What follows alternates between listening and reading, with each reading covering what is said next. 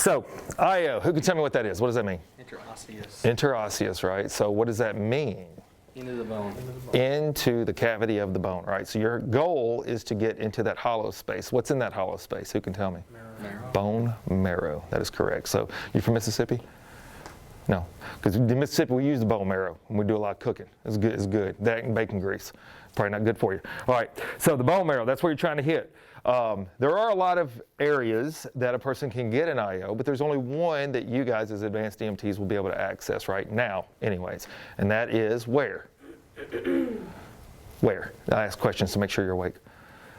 What is the one location that you guys as advanced EMTs? No, but that is a place that you could as a paramedic, but not as an AMT. In the leg, specifically, what bone? It's making y'all think. Which one, huh? No. What'd you say? Tibia. Tibia. Also known as the shin bone, right? So you think about hitting your shin on something, it hurts really bad. Now you're going to stick a needle through it. But the reality is this. You guys are only going to be doing this on somebody that is unresponsive and in a situation where you cannot get a line or it's just not easy to get a line. So there are some parameters on an IO. What is the age range for you guys? This is now I get to find out who's read ahead, or even had a discussion with somebody. The age range for you guys is 6 years of age or younger. 6 years of age or younger. Now, obviously, there are IOs out there that paramedics can use on any age person, but for you specifically right now, at this point in time, 6 and under, and you right now at this point in time, only the manual IO. So the manual means you have to do it because as y'all probably are aware, there are the drills out there. Then they have a variety of other products where they can like, what's the jet thing or something they push on there and it's pressure.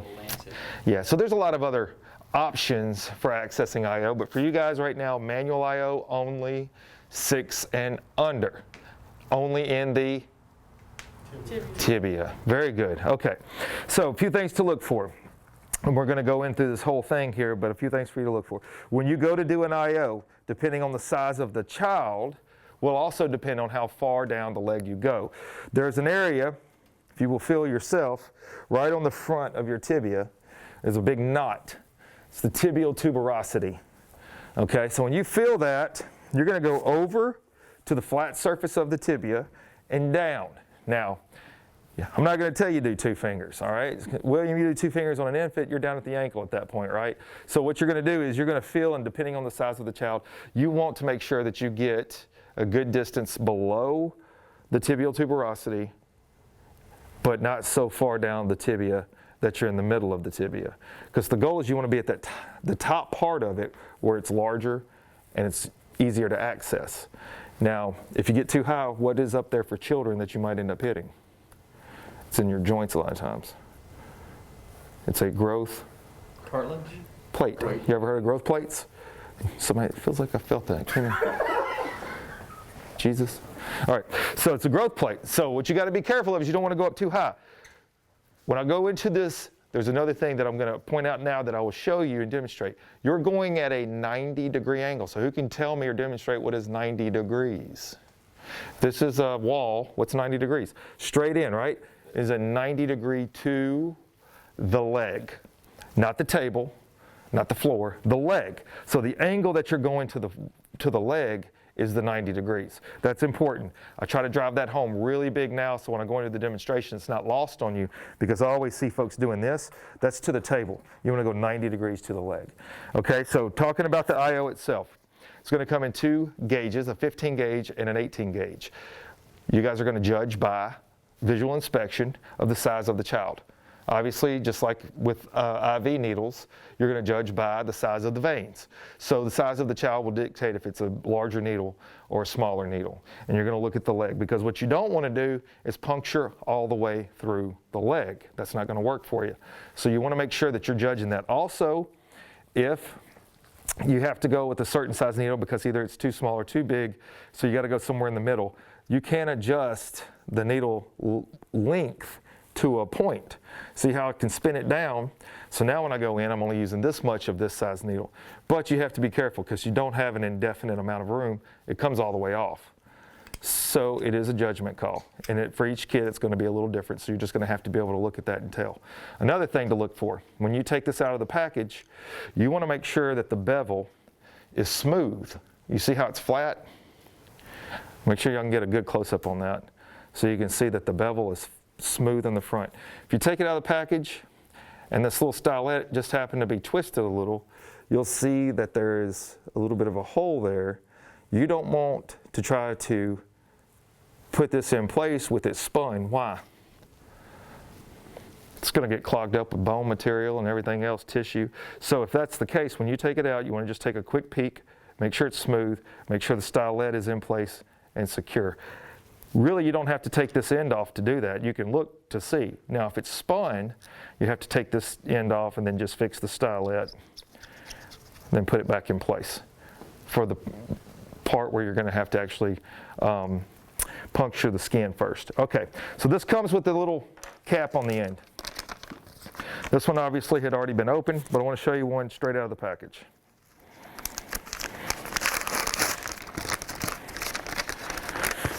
You get it straight out of the package, it has a little cap on the end. This needle obviously has to be what? Sterile. Sterile. So you don't want to do this, take it out and then sit it on the ground. Now it's no longer sterile. So you want to keep this on it until you're ready to use it. You can take it out of the package. I would just recommend opening the package, leaving it in the package until you're ready to use it. So there's a few things you got to do. You're going to need some version of a bulky pad. In this case, Kerlix usually works pretty well. You're going to need some 2x2s or 4x4s. You're going to need a syringe, but you need a flush actually. Can I get a flush out of there? 10 cc flush. Put that guy over there for a minute. 10 cc flush, you're going to need some tape. Thank you, sir. 10 cc flush. We'll talk about that later. We'll just throw it down there. Three-way stopcock is what this is called. Alcohol and iodine or betadine, depending on what your service carries. An extension set, and obviously IV fluid with a drip set. What drip set are you going to use? Because this is only 6 years old and younger. That's all you can use it on. So what drip set? 60 drop set. And you remember your 60 drop sets have Peggy in there, right? So Peggy's hanging out. If you don't see Peggy, it's the wrong drip set. I will tell you this, when you come in for your national registry, this will already be set up for you, just like with your IV station. This will already be in place, but you still have to go through the process. So you'll still have to say, I'm going to check my fluid, make sure it's the right fluid, check my date, make sure the fluid's clear. I'm going to select the proper drip set, spike my bag, fill the drip chamber halfway. I'm going to run all the air bubbles out of the tubing, and then I'll turn this off and place it over here ready to be used. So you're still going to verbalize all of this part at your national registry. If you're actually doing this skill, you're going to need to do this. You're going to have fluid, right? Remember the 60 drop set. Okay, I'm going to explain to you in a second why we got to have a 10 cc flush. So let's just say that you have to do this. I'm going to show you the skill, then we're going to go down the national registry sheet after the fact. This part here goes underneath the leg. All right, so it's just a little bit of padding. The one thing you want to keep away from, Terrio, is you don't want to do this, man. Why is that? Why do you not want to do this when you go to stick? Because your hands. Because you don't want to go through the leg and accidentally stab yourself, exactly. So you want to make sure you have something else down there. When you go to make your puncture though, you do want to grab the foot and around the ankle because you want to stabilize this. You want to make sure that the leg's not sliding around. Put yourself in a strong position to control the stick. So you don't want to be doing this like out here if you can keep from it. You want to try to be in line with the leg. You want to keep your elbows in, everything tight, straight over the top. Fast story, Billy got to be a part of one of my first ones in the back of an ambulance where I was just about to stick an IO and we got hit by a car, T-boned. He went flying, the baby went flying. Guess who didn't go flying? I didn't go flying because I was locked in on top of the stretcher. I was already braced. I did get shook around a lot, but the point is I was so firm and rigid right before I got stuck. I actually didn't even fall off the stretcher. Billy, I don't know what happened. He got hit in the head, but I don't think, no damage, no damage. All right, so you're gonna pick your spot, tibial tuberosity, like I said, over onto the flat surface and down just a little bit, so you want to make sure that you're in a good spot. When you go to clean it, you're going to clean with your alcohol first. And clean alcohol, then iodine. When you do your iodine, it's the center and circle outward, just like you normally would. The alcohol, you know, make sure it's clean. You may have to use a couple of these. Then at the end, the iodine. You have that done and in place. You've already got this spiked. You can get your extension set ready. How I like to do it, let's get your extension set out. It's the wrong side, obviously. Connect the 10 cc syringe, and I flush it. Now, this will be connecting to this, but you got to use a 10 cc syringe first. So it's good to do that. Another thing you could do, if you have this, the three-way stopcock, explain this to you as soon as I get this thing in place. If you don't have this, that's fine. You just have to use the extension set. This right here works so that you can push meds, you can push flushes, and you don't have to use this to begin with. So you see wherever you put the off switch turns the fluid off. So if this was connected to here, it would be off to the bag right now and on with this. So if you took this right here, put it on this end, now you have, notice how I had to get control of it, had to bring my elbows in. Now what you have is you have this where you can flush, this bag's turned off, and you would have pushed the air out of this thing. You wouldn't want to leave that where it could be dirtied. All right, so all this stuff is set. You've cleaned it. You've got your the IO gauge needle that you want to use. Got your bandage under there. You've got everything set up for your bag. Now when you go to stick, babies are, some are juicier than others, the best way to put it, right? So what you want to do is you want to push through that skin and tissue layer until you feel it touch the bone. So you're not going to start doing any twisting or anything until you touch the bone. So getting yourself in the right position, elbows in, 90 degrees to the leg. You're going to push in once you feel it touch the bone. Then notice how I'm not doing this. If you do this, this needle's going to bend flat. You just want to control your wrist. Everything's very firm, straight in. And once you feel a pop, you're in there. Don't keep pushing. You will actually feel it give. Just a small little pop. Once that pop happens, you secure that down to the leg like that. Take this off. Take the stylet out. Where's the stylet go? Sharps container. Now, for the purpose of training, don't throw it in the sharps container. We got to reuse these things. Put that in the sharps container. Now you're going to connect your extension set to the end. And with this part being turned off, you're going to flush. You have to do this with the 10 cc flush with a little bit of force. Who could tell me why? Why do you think you need to do that with this? Because you already got this bag here, right? So this could flush it, right? But why am I telling you need to use a 10 cc flush? A vacuum, or you're going around a valve? What did we talk about? What did we talk about was in the middle of that bone? Marrow. Marrow. So now you got to what's called cavitate the bone, right? So you've got to cavitate it. So you got to push that marrow out of the way. If you just turn this on, start letting it try to drip, maybe too much in there, it's not going to work right. So you're going to cavitate it a little bit.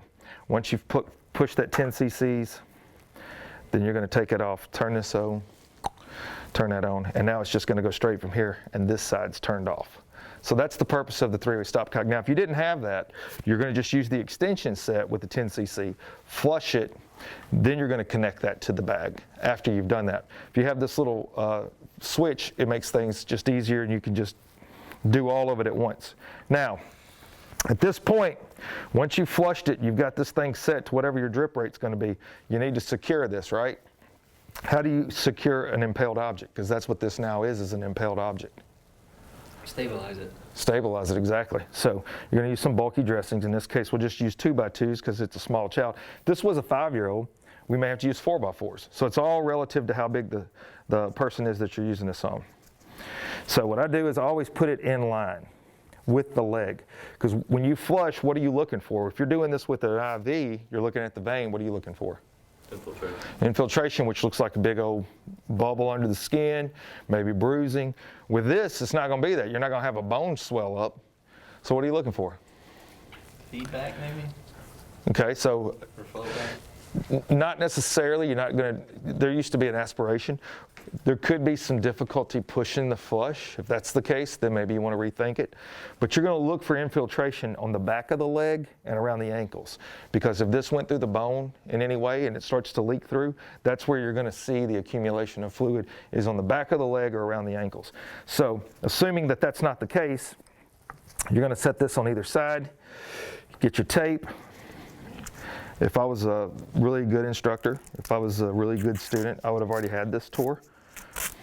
But nobody's accusing me of that, so I'm tearing it now. But it works the same. Get this on either side of it. Now, I would recommend making sure you've got quite a bit of tape to go around it. That way it doesn't just slip off, because you need to secure this. You need to make sure that your needle doesn't walk back and forth. And once you secure it, then you're just going to adjust the flow rate and continue to monitor and make sure that it's flowing and that there's no infiltration. Now, I told y'all that it's one drop every 3 to 5 seconds with TKO. Obviously, there's no vein to be kept open on this. So now you're just trying to make sure this thing stays open. So it's just a drip still every 3 to 5 seconds, but it's not really TKO. So the significance of the extension set, just in case you're wondering. So we now know the need for the 10 cc syringe. The need for the extension set on this is because you don't want to be working from the hub. You want to connect this and do all of your fluid transfer out here and not up on it. Because what happens if I'm manipulating and working from right here? Who can tell me? What would you think, Jamaria? If I'm working and doing everything from this point right here, what do you think could happen? You could bend the knee. Sorry. Jamaria, you have great ventriloquist skills. You gotta look at my face. That is amazing. How did you do that? Sound like a man and everything. So continue on, Jamaria. Is it? Oh, bend the needle. No. So what do you think? That's what I was gonna say, or you could just misplace it, like it could come out of. So think about this. What is that needle in, William? What is it in? Bone. It's in the bone. That bone is not concrete or steel. So if you're doing this with the needle, what starts to happen? Fracture. Well, it is fractured. You fracture it once you puncture the needle through it. That's essentially it. There's a term we use in Mississippi. Waller. You're going to start wallering it out. If you don't know what waller is, just ask somebody from the South. You start wallering it out, now that hole becomes bigger in the bone, then what's going to happen to that needle? It's just going to fall out. It's just going to fall out. So you need to make sure that you're not manipulating at the hub. You don't want that needle to start doing this. And y'all will always remember the word waller. Ain't that right, Jameer? Yeah. All right. So that's it. Now, let's say that something goes wrong and you have to do another IO. Do you have an option on that? Can you do another IO? Yes. The answer is yes. You have one more leg. Typically speaking, usually you have another leg. So if you had to DC this, let me explain to you how you do that, because that's important. If you have to take this out, you would not take it out unless there was a major problem and you had to take it out. But you need to know how to do that if you had to. How you take out your IO is you disassemble that part, you turn all of this off, and hopefully you still have your cap. Put your cap back on. If you don't worry about it. You screw this back up to it. Now you're going to take, and same thing, twisting motion out. Put that in the sharps. This probably will not bleed. Probably will not. So let's go down the National Registry sheet real quick. We'll go down the National Registry sheet and then answer any questions on it. All right, so straight from the top, BSI, scene safe, of course. You're going to walk in. You're going to discuss your fluid. You're going to talk about all the things we've already mentioned, clarity, date, make sure you got the right fluid, drip set, etc. You're going to get out all of your equipment, make sure you have your IO, your tape, alcohol, iodine, some bulky bandaging, something for behind the leg, your extension set, preferably a 3-way stopcock. If you don't have it, that's not a big deal. You just make sure you have extension set and your 10cc syringe. You'll talk about how you put everything together, because you'll see here it says prepare syringe and extension tubing or 3-way stopcock. At the end of the day, put them all together, it's good. Cut, tear your tape, takes, verbalizes, BSI. By that point, at least you should have. Identifying the proper anatomical place. That's where I was talking about, finding the tibial tuberosity, sliding over to the flat portion of the tibia, making sure you go down the proper length on the leg. When you go to do the puncture, it says stabilizes tibia without placing hand underneath puncture site. That's what I was talking about. So you're going to hold down here at the ankle, 90 degrees to the legs. It says inserts needle at proper angle, advances needle with twisting motion until pop is felt or notices lack of resistance. Then they remove the stylet, you verbalize, you throw it into the sharps container. Attach the syringe and extension set with the IO. It says aspirates. They no longer want you to aspirate. The reality is you're not going to usually get any kind of bone marrow anyway, so they took that out. Attaches the 3-way stopcock between the administration set and IO needle. Slowly injects the saline to assure proper placement of needle. That's where I was talking about the 10cc. You're not going to just go like this, but you may have to use a little force to get it to go.